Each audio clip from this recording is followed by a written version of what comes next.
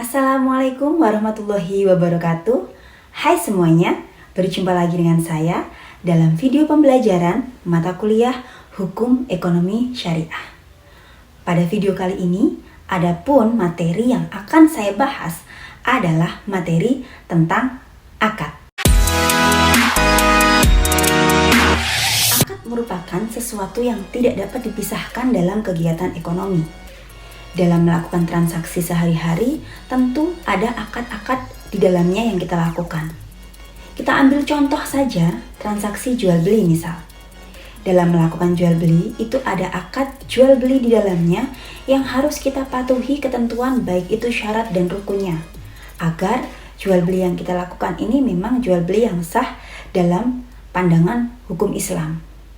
Untuk itu, sebagai umat Islam, tentunya sudah wajib kiranya bagi kita untuk bisa memahami terkait dengan ketentuan-ketentuan akad, tentang bagaimana Islam itu mengatur tentang akad, mulai dari rukun akad seperti apa dan juga syarat-syaratnya seperti apa, agar kita tidak terjerumus melakukan transaksi-transaksi yang akad-akadnya justru tidak sesuai dengan ketentuan syariat.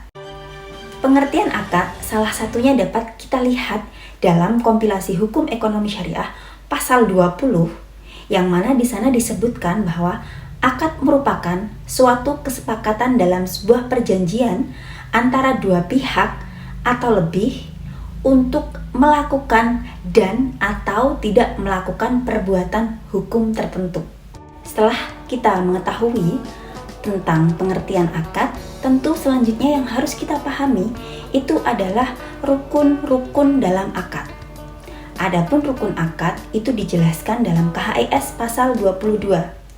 Di sana disebutkan ada 4 rukun akad. Yang pertama adalah para pihak yang melakukan akad. Yang kedua adalah objek akad. Yang ketiga adalah tujuan dari akad.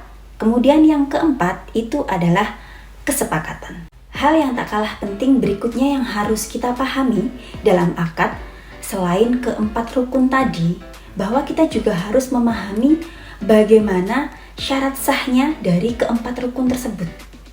Para pihak dalam melakukan akad, adapun syaratnya dalam KHIS dijelaskan bahwa para pihak tersebut boleh terdiri dari orang perorangan, kelompok orang, persekutuan, ataupun badan usaha.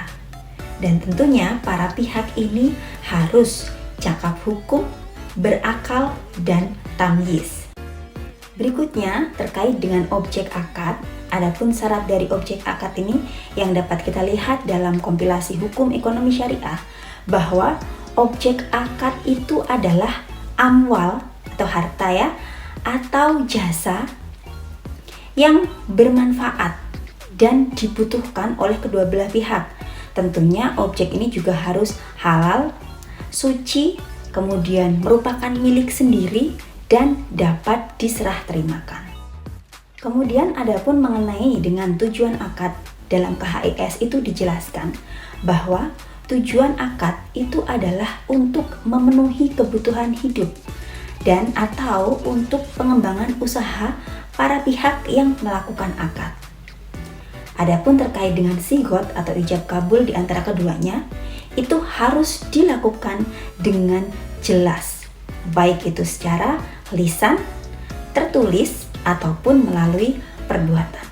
Jadi, setelah kita tahu rukun dan juga syaratnya, tentu harapannya ini dapat kita implementasikan dalam kehidupan sehari-hari. Tentunya ketika kita melakukan akad, jangan sampai rukun dan syaratnya ini tidak dipenuhi, karena nanti akan berakibat pada akad yang kita lakukan ini ternyata bisa tidak sah atau rusak. Baik, saya rasa cukup itu yang dapat saya sampaikan. Semoga bermanfaat. Sampai ketemu di video selanjutnya. Wassalamualaikum warahmatullahi wabarakatuh.